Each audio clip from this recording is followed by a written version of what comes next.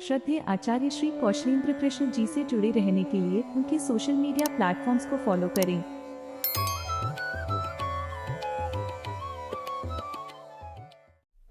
श्रीमन नारायणो विजयते। और हमारे जितने भी अग्रज हैं, ज्येष्ठ जन हैं, गुरुजन हैं, श्रेष्ठ जन हैं, सबके चरणों में कोटि कोटि वंदन समर्पित करते हुए आज के इस वीडियो को हम प्रारंभ करेंगे। और आज के इस वीडियो में हम चर्चा करेंगे स्त्रियों के यज्ञोपवीत के विषय में कि क्या शास्त्र स्त्रियों को भी अधिकार देते हैं कि उनका यज्ञोपवीत हो सके, और यज्ञोपवीत होने के पश्चात क्या वह शास्त्र का विधिवत अध्ययन कर सकती हैं कि नहीं। इस विषय में आज की मुख्य चर्चा रहेगी।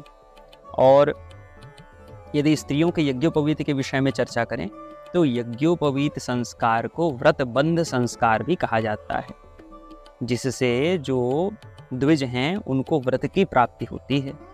और स्त्रियों के व्रत के विषय में हमारे शास्त्रों में बताया गया कि पति सेवा व्रतम स्त्रीणाम पति सेवा परम तपः, अर्थात पति की सेवा ही स्त्रियों का परम व्रत है, वही उनका परम तप है।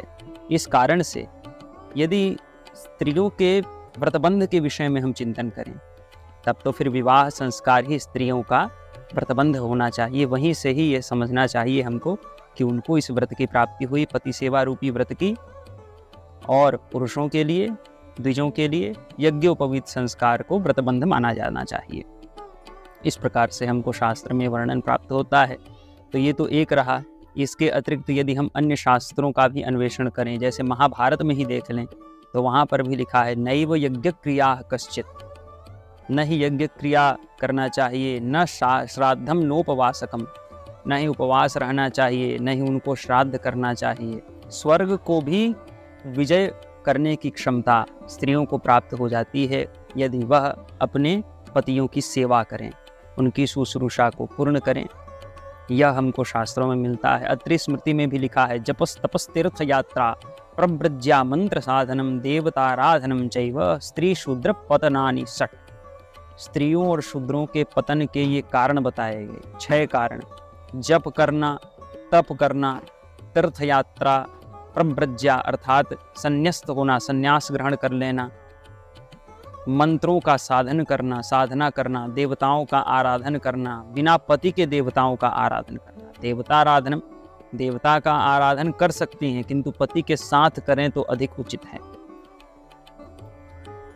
तो ये सारे विषय जो हैं इनको हमको ध्यान में रखना चाहिए। और इनको ध्यान में रखकर यदि हम निर्णय लें तो हमको यही पता चलता है कि स्त्रियों का यज्ञोपवीत संस्कार जो है हमारे शास्त्रों में निषिद्ध है। अपितु स्त्रियों का यज्ञोपवीत संस्कार हम चाहें तो उनके विवाह को ही मान लें, वही उनका व्रतबंध है। इसी व्रत से वो व्रत करने वाली कहलाएंगी, इसी तप से वो तपश्चारिणी कहलाएंगी। और तपो ब्रह्म, तप को ही ब्रह्म कहा जाता है। तो इसी तप को जो करेंगी जो स्त्रियां, वह ब्रह्मचारिणी भी कहलाएंगी। ये हमको समझना चाहिए। तो इन सारे वस्तुओं को यदि हम ध्यान दें तो फल यही मिलता है हमको, निष्कर्ष यही मिलता है कि स्त्रियों का यज्ञोपवीत हमारे शास्त्र में निषिद्ध है। उनको यह अधिकार नहीं है और इनकी उनको आवश्यकता भी नहीं है। जिसकी आवश्यकता नहीं उसको व्यर्थ क्यों करें। जिस वस्तु की किसी व्यक्ति को आवश्यकता नहीं किंतु वह उसी कर्म में प्रवृत्त हो जाए तो उसको मूर्ख ही तो कहा जाएगा। तो ऐसे कृत्य में जिसकी आवश्यकता ही नहीं करने की, उसमें तो प्रवृत्ति स्त्रियों को होना ही नहीं चाहिए। इसी कारण से शास्त्रों ने यह अधिकार नहीं दिया। तो ये बात है। यद्यपि आप कई स्मृतियों का यदि अन्वेषण करेंगे या कई भाष्यों का अन्वेषण करेंगे तो वहाँ पर आपको ऐसे प्रमाण मिल सकते हैं जहाँ पर स्पष्ट रूप से वर्णन है कि स्त्रियों का भी विधिवत यज्ञोपवीत संस्कार होना चाहिए। किंतु हमारे शास्त्र कहते हैं कि मनुस्मृतिर विरुद्धा या सा स्मृतिर्न प्रशस्यते। यदि किसी भी स्मृति में, ध्यान से सुनिएगा, यदि किसी भी स्मृति में मनुस्मृति के विरुद्धार्थी वाक्य आपको प्राप्त हों, ऐसी स्थिति में वह स्मृति जो है प्रशंसनीय नहीं रह जाएगी। मनुस्मृतिर विरुद्धाया सा स्मृतिर्न प्रशस्यते। और तैत्तरीय वाक्य भी है यद्वै किंचिन मनुरवदत तद भेषजम। केवल मनु महाराज के ही वाक्य जो मनुस्मृति में प्राप्त हैं या अन्य स्मृतियों में, अन्य शास्त्रों में, भाष्यों में, संहिताओं में जो मनुस्मृति के समर्थक वाक्य हैं केवल वही ग्राह्य हैं। उसके अतिरिक्त अन्य त्याज्य हैं। यह हमको समझना चाहिए, यह हमारे शास्त्रों का आदेश है।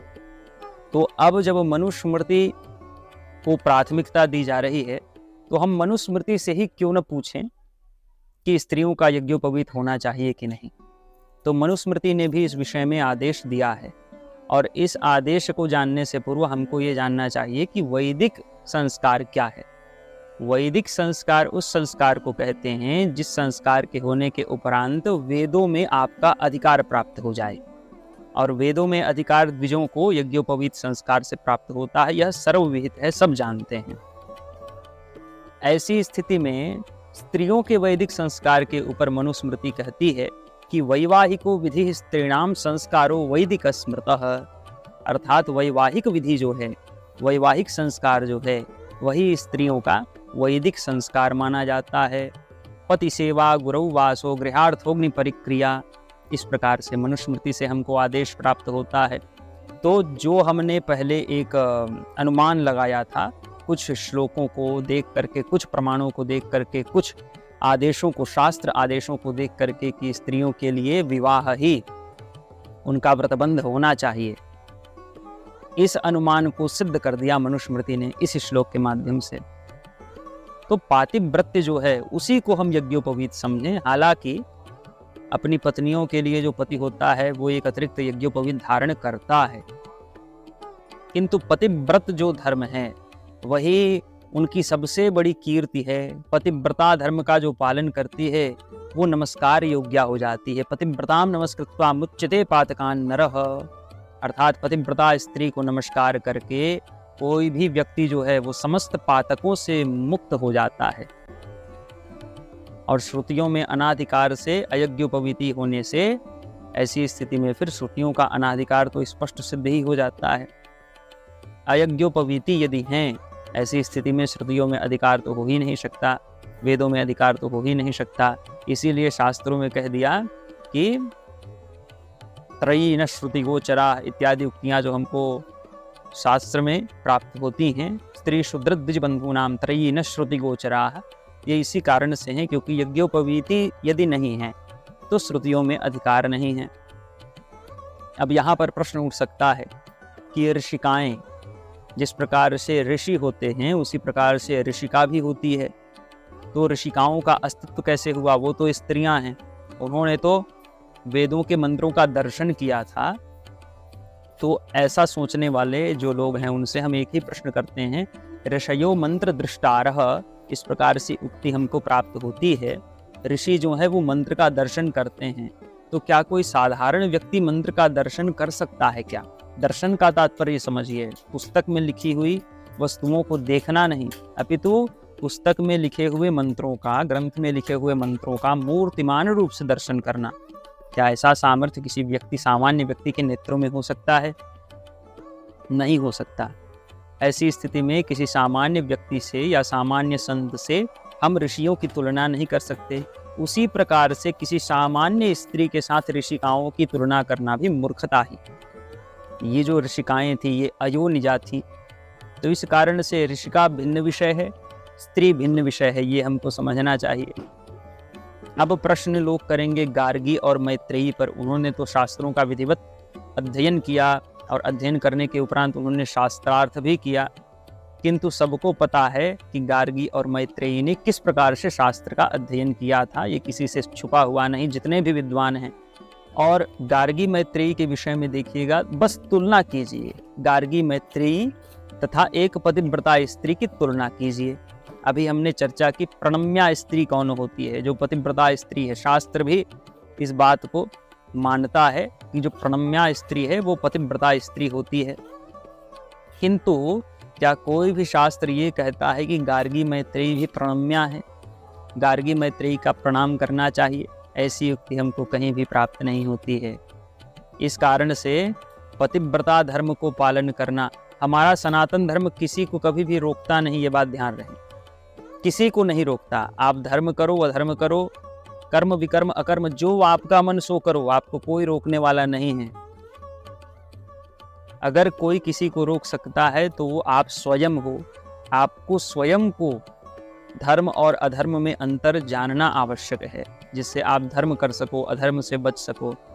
तो गार्गी मैत्रेयी ने शास्त्र का अध्ययन किया, जिस भी प्रकार से किया हो, लेकिन ऐसी स्त्रियों को हमारे सनातन धर्म में प्रणम्या नहीं कहा गया।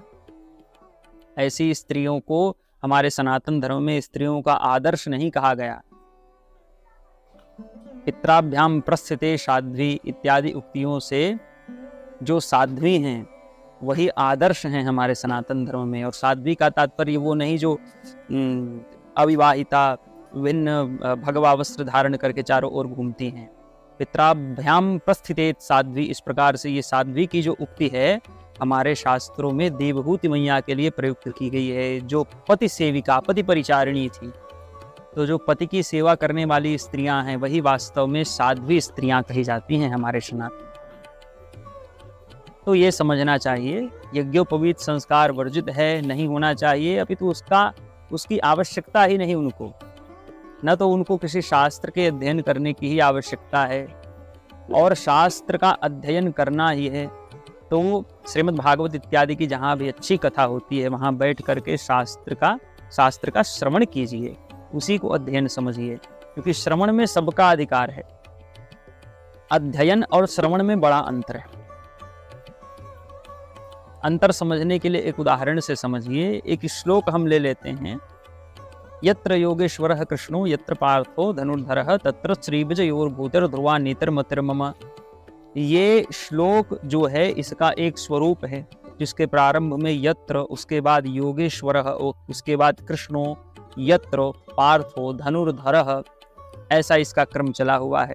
तो स्त्रियों को इस क्रम से इसका पाठ नहीं करना चाहिए, इसका इस क्रम से उच्चारण नहीं करना चाहिए, अपितु इसका जो तत्व है, इसके अंदर जो निहित इसकी व्याख्या है उसका श्रवण करें, और उसी से तो लाभ भी है।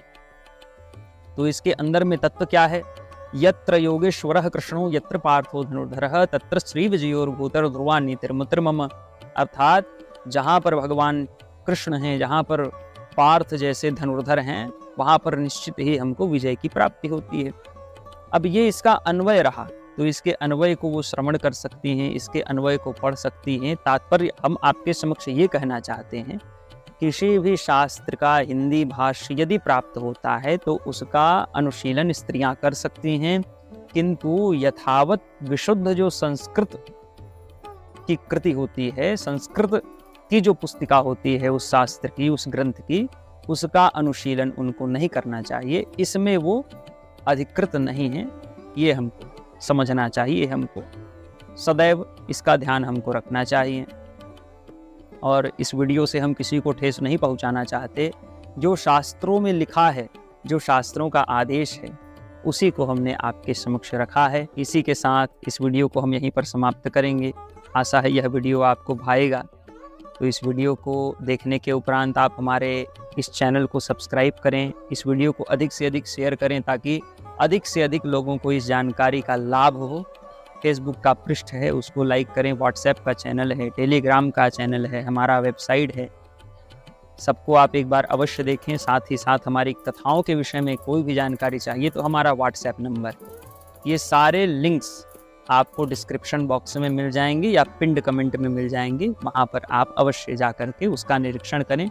इसके अतिरिक्त वीडियो को पूर्ण रूप से समाप्त करने से पूर्व आपको एक जानकारी और हम दे रहे हैं कि एक बड़ा ही अच्छा वीडियो हमने और बनाया है, जिसमें हमने चर्चा की है कि कन्याओं के विवाह की प्रशस्त आयु शास्त्रानुसार क्या है। कौन क्या करता है वो अलग बात, किंतु शास्त्र हमको क्या आदेश देते हैं, इसकी बड़ी अच्छी चर्चा वहाँ पर हुई है। तो इस वीडियो को देखने के उपरांत उस वीडियो का भी निरीक्षण अवश्य करें। इसी के साथ वीडियो को यहीं पर समाप्त करेंगे। जय श्रीमन नारायण।